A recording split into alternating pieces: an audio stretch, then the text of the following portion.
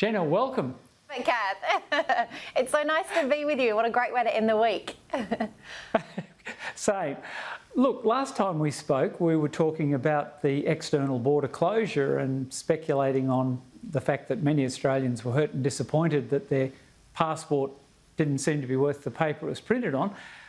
The latest polling shows that the Prime Minister is overwhelmingly on the right side of that issue. So it's been a week dominated by border debates. Gladys Berejiklian arguing for internal borders to open, pushback from other premiers. The external border issue seems to be playing for the government. On balance, I want to ask you a couple of questions. Looking at the Prime Minister's appearances this week, the sites he visited, stitching up a rugby league jersey with his name on it, oil refinery, pump priming the economy out. It really looked like election campaign footage. What is your feeling about the possible timing of the election? And secondly, why is the LNP vote such a lag instrument if he's as popular as all the other numbers tell us? He seems to be on the right side of the big issues and the party is still trailing Labor two-party preferred. Floor's yours. Yeah. Because I can't work it out. It's really... No, I'm so confused as well, but also I think what really flummoxes me is the fact that over here in WA, it seems like Scott Morrison, the Prime Minister for the Liberal Party, has adopted the campaign for the WA Labor Party, of which we saw in March over here just a couple of months ago, because Mark McGowan was all about, we're going to keep you safe, we're going to keep you strong, that's why we shut the borders, and that's how we're going to keep you under that doona, and we've kept COVID out of our state.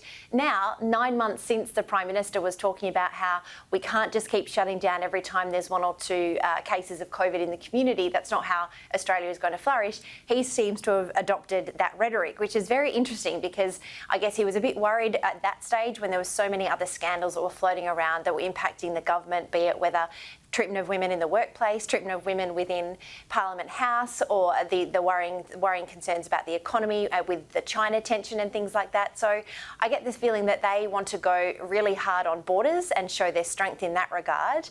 And the Prime Minister, I've spoken to him a number of times, both before the budget and after the budget, and the same line keeps coming out, probably a little bit more pointed after the budget, saying the election is due next year. So I don't think that gives us a specific time frame. A lot of people are saying September could be as early as that. A lot of people are saying it could be, early next year. But one thing that really piqued my interest is the fact that this budget that they handed down just a week ago, you'd think that they'd still be talking about it. But come Sunday, no one wanted to talk about the budget. They just wanted to talk about borders and just in ensuring that Australians could travel around their own country, which I think really stumped the opposition because they were ready to go hard and hammer them on their financial messaging, and they're just going, what's going on? They've just gone quiet on the budget.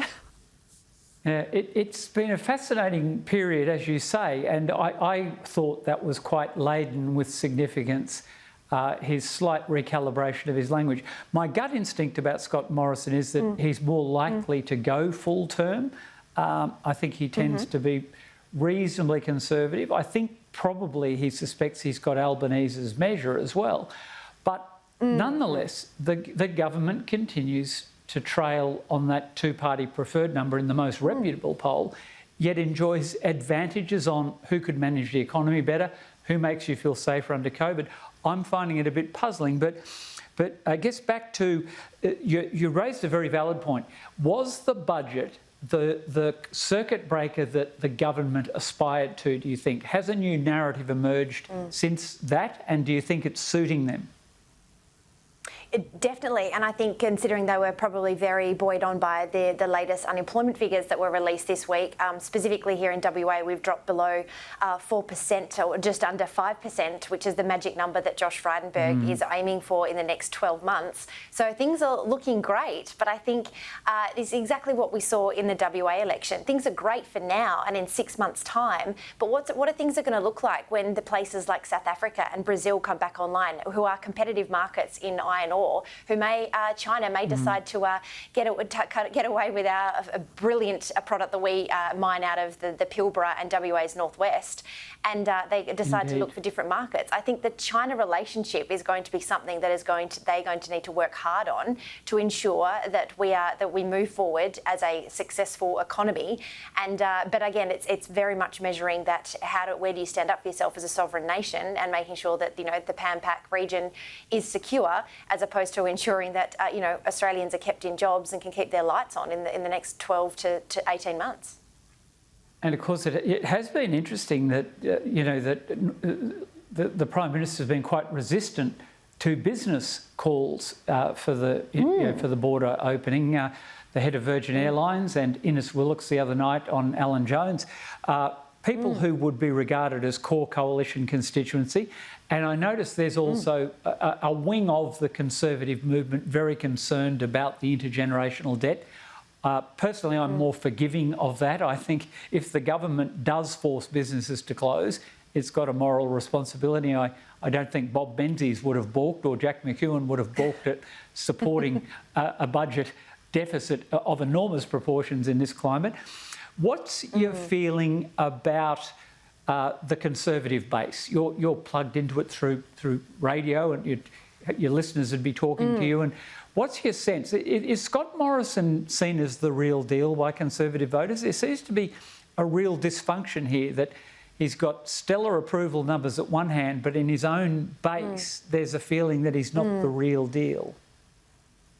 Yeah, it's really interesting, because obviously we've seen the Conservative vote completely fall over here in WA. The party can fit into a Toyota Corolla for their party meeting. So it's really hard to tell where people's heads are at in terms of Team Blue and Team Red anymore.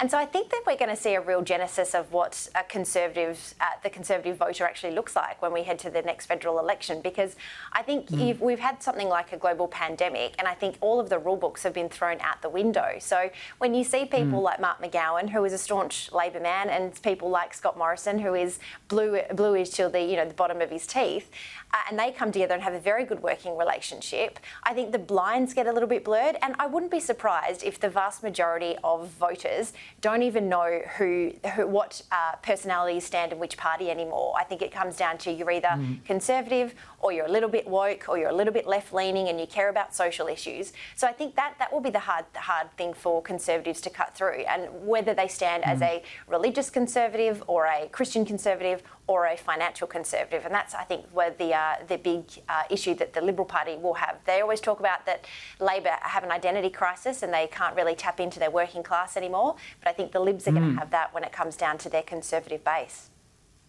I think there's a lot of merit in your analysis, in especially that segmentation of what would be considered the coalition's base. And so two final questions to close on. Michaelia Cash, WA politician, of course, and our current Attorney-General. What's your sense of whether she will, and over what time she may move on religious freedom issues, which I know galvanise voters, especially through outer Western Sydney?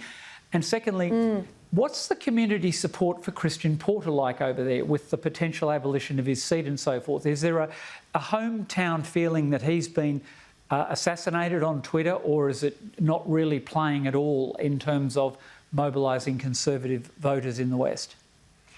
Yeah, it's really interesting in terms of just attending that press conference, which feels like it was a couple of months ago. That was probably the most intense political situation that I've ever been involved in. It was 35 minutes of just no one taking a breath. And to his credit, Christian Porter was under a lot of pressure. And you don't want to even delve into some of the questions that were being thrown at him, because it actually did feel like a trial by media just standing there. Some of the questions were just blew my tiny mind about what this poor man was having to deal with right there and then, without any lawyers present. I think the Pearce will definitely be the former Attorney General's, that's his seat here in WA. That will be a seat to watch to see whether it's actually having cut through. I think it's definitely going to depend on how many headlines the defamation court case garner over the next couple of months.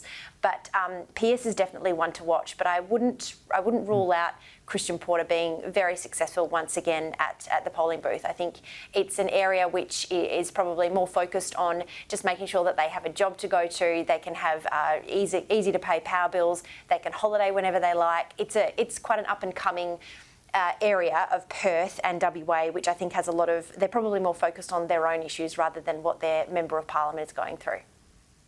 Indeed, and I suspect the electoral climate was tougher for him at the last election than it will be at the next one. Thanks, Jenna Clark, as always. Wonderful.